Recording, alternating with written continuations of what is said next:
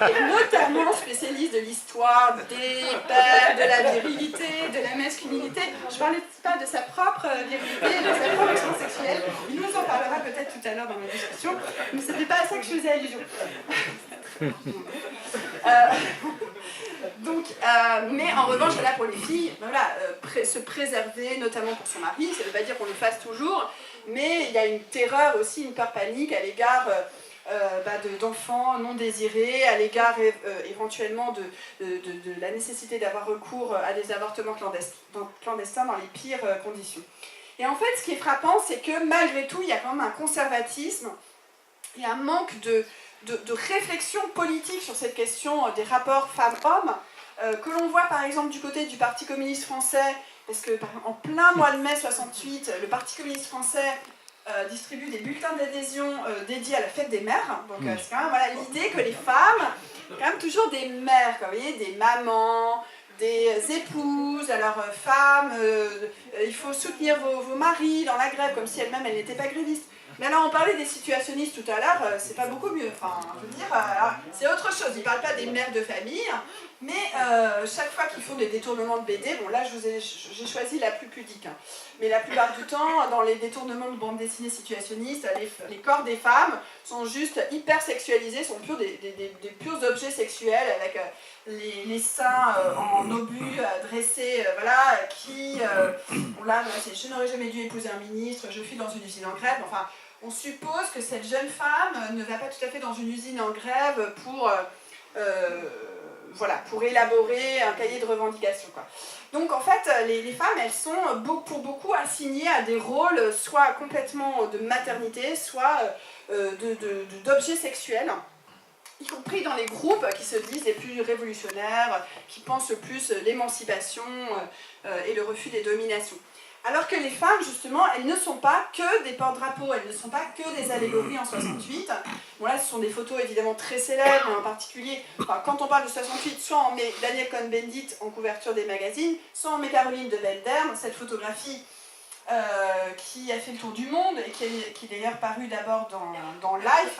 Et c'est vrai que ça a coûté cher à Caroline de Belderme parce que c'était la petite fille d'un industriel aux États-Unis. Et quand ce grand-père a vu la photo de sa petite fille en égérie de la Révolution mondiale, en plein Paris, brandissant un drapeau du Front National de Libération vietnamien, il a failli faire une crise d'apoplexie et il l'a déshéritée, boum.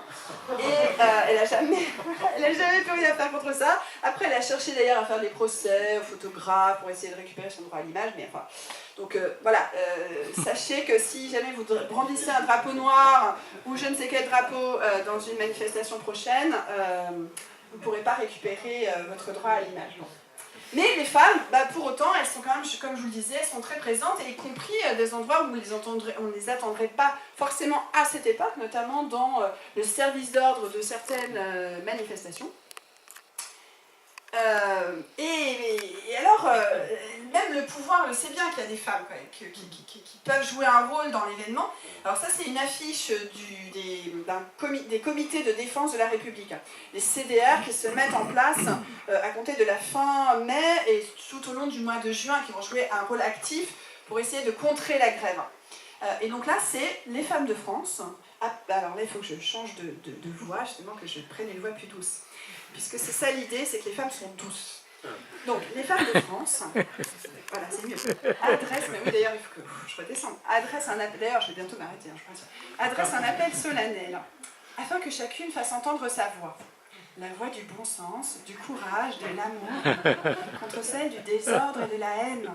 Unissons-nous pour la raison et pour la paix, dans le calme et le travail.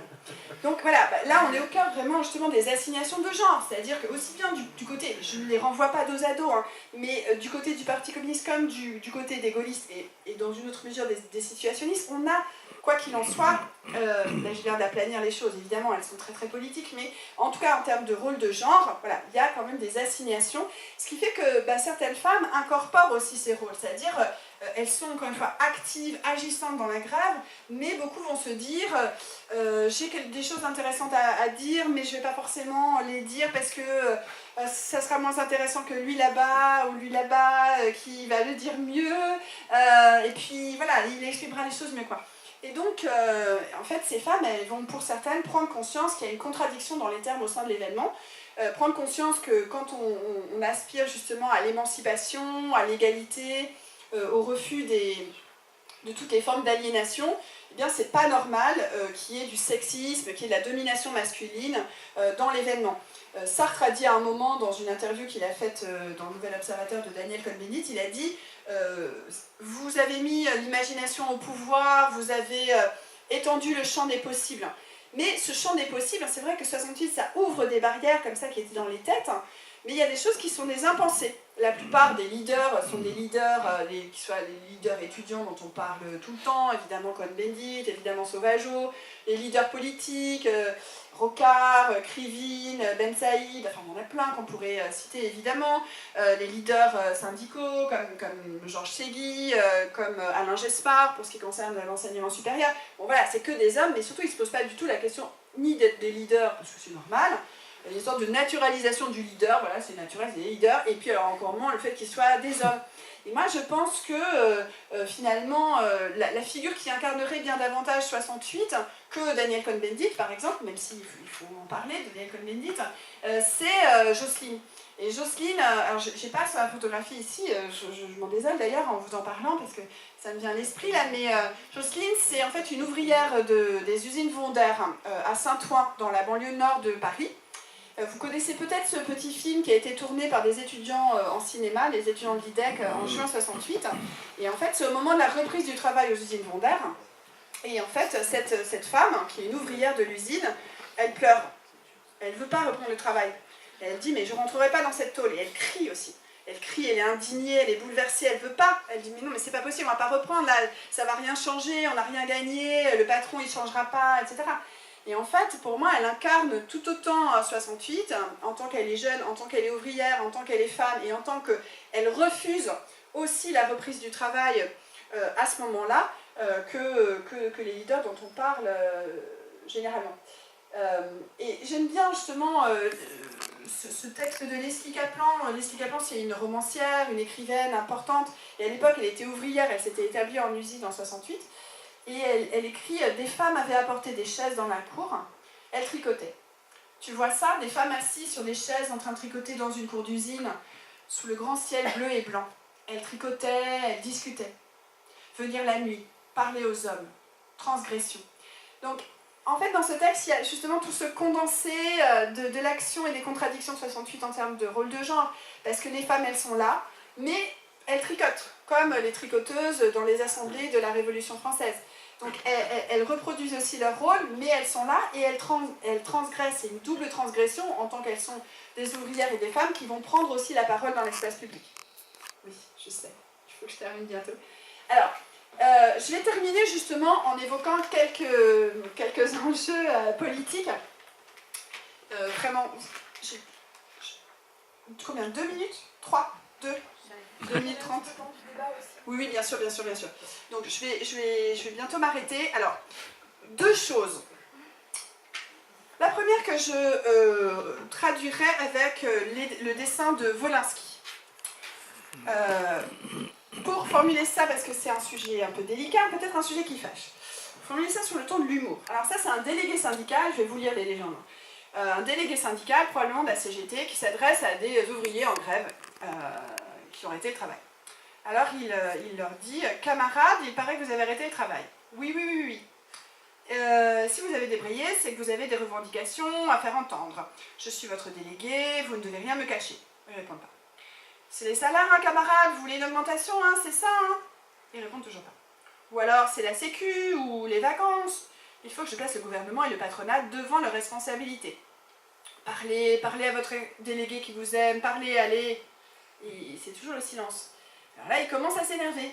Tas de salopards, vous voulez me dire pourquoi vous êtes en grève? Oui ou... J'ai coupé pudiquement. Et alors ils répondent, très joyeux, on veut faire la révolution. Alors lui, il est dépité. La révolution, vous êtes fous. Le gouvernement et le patronat ne marcheront jamais. Et en fait, voilà, là, il y a un enjeu politique qui me semble assez important. C'est, et alors, les forces politiques dans tout ça. Donc je vais terminer par là. d'ailleurs toujours sur le ton de l'humour, avec ciné... c'est gétiste. Voilà, là c'est les représentants de la direction du Parti communiste. Enlevez-moi le portrait de ces deux enragés. Et puis les deux enragés en question, c'est Marx et Lénine, donc bon, c'est pas tout à fait dans l'orthodoxie de la ligne. Bon, il y a deux clivages sur lesquels je vais terminer pour évoquer juin 68 et le fait que voilà, le 68 s'achève peu à peu en juin, même si la densité de l'événement est toujours extrêmement élevée à ce moment-là. La ligne politique du Parti communiste français à cette époque, c'est ce qu'il appelle la voie française au socialisme.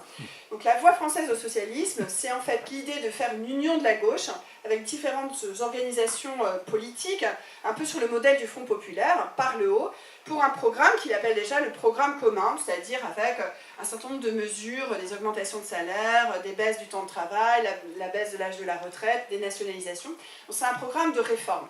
Et en fait, le Parti communiste est persuadé que avec la force de ce programme, il va pouvoir remporter avec les forces de gauche donc, les élections législatives. Ça avait déjà failli se produire en 1967 lors des élections législatives. Et donc quand De Gaulle, après Grenelle, où on acquiert trois choses principales à Grenelle, c'est-à-dire des augmentations de salaire, notamment une augmentation très importante du SMIC, 35%. On acquiert aussi la reconnaissance des sections syndicales d'entreprise. C'est très important aussi parce que jusqu'à présent les syndicats étaient complètement clandestins, on ne pouvait pas militer syndicalement, sinon c'était un risque de répression et de mise à pied. Et puis on obtient aussi la fin des abattements d'âge, c'est-à-dire le fait que les jeunes étaient moins payés que les autres salariés. Bon, à partir de là, le Parti communiste estime, avec la CGT qui lui est très liée, que la grève peut cesser. Et donc, le 6 juin 1968, l'Humanité titre « Reprise victorieuse du travail dans l'unité ». Reprise victorieuse du travail dans l'unité. Alors, ce qui est un peu bizarre, c'est qu'il y a encore 3 millions de grévistes à ce moment-là. Donc, il y a encore des gens qui continuent la grève. Et la grève, elle continue. Elle continue à Flins, elle continue dans tout le secteur automobile. Et c'est à Flins qu'il y a justement cet affrontement avec les forces de l'ordre que j'évoquais tout à l'heure, la mort de Gilles Tautain, le lendemain, la mort de Pierre Bello et d'Henri Blanchet. Et vous voyez par exemple, si on compare les deux dates, 13 mai 68, 13 juin 68, ça suscite un certain nombre d'interrogations. Parce que le 13 mai, la CGT, avec la CFDT, avec la FEN, avec l'UNEF, avait appelé à une grève de 24 heures contre la répression policière. Et le 13 juin, il y a 3 morts, dont 2 ouvriers. Et là, la CGT appelle soit à rien, soit à 1 heure de débrayage. Alors, 1 heure de débrayage, ça apparaît assez dérisoire par rapport à, justement, à la gravité de la situation, par rapport au fait que le gouvernement aussi vient de dissoudre 11 organisations des gauches révolutionnaires, le mouvement du 22 mars, Voix ouvrière, la jeunesse communiste révolutionnaire, l'Union des jeunesses communistes marxistes-léninistes, bref. Alors, le Parti communiste n'est pas forcément très choqué par la dissolution de ces organisations, parce qu'il y a vraiment une tension très forte entre, d'un côté, un PC qui apparaît à beaucoup de jeunes qui se réclament de la révolution de plus en plus réformiste, et des jeunes que le PC appelle gauchistes, qui lui apparaissent comme des fils à papa, complètement romantiques, mais qui ne vont pas tarder à se ranger des voitures. Donc il y a une tension politique qui est très importante à cet égard. La ligne du PC, c'est quand même de dire on va remporter les élections, et donc il faut préparer les élections, ce à quoi d'autres lui répondent élection piège à con, mais derrière ce slogan, c'est on ne peut pas s'arrêter comme ça, le débouché ne peut pas être un débouché électoral parce qu'on va perdre. Et puis, il faut terminer aussi par le pouvoir. Le pouvoir s'est senti vraiment très déstabilisé pendant quelques semaines en 68, en mai et juin 68, mais il a compris 2 choses au tournant du mois de mai et du mois de juin. C'est bien sûr le fameux voyage de Gaulle à Baden-Baden où il va rencontrer Massu, et en fait il va pouvoir s'assurer qu'il aura le soutien de l'armée quoi qu'il se passe, et si notamment il décide d'avoir recours justement aux forces militaires pour réprimer la grève.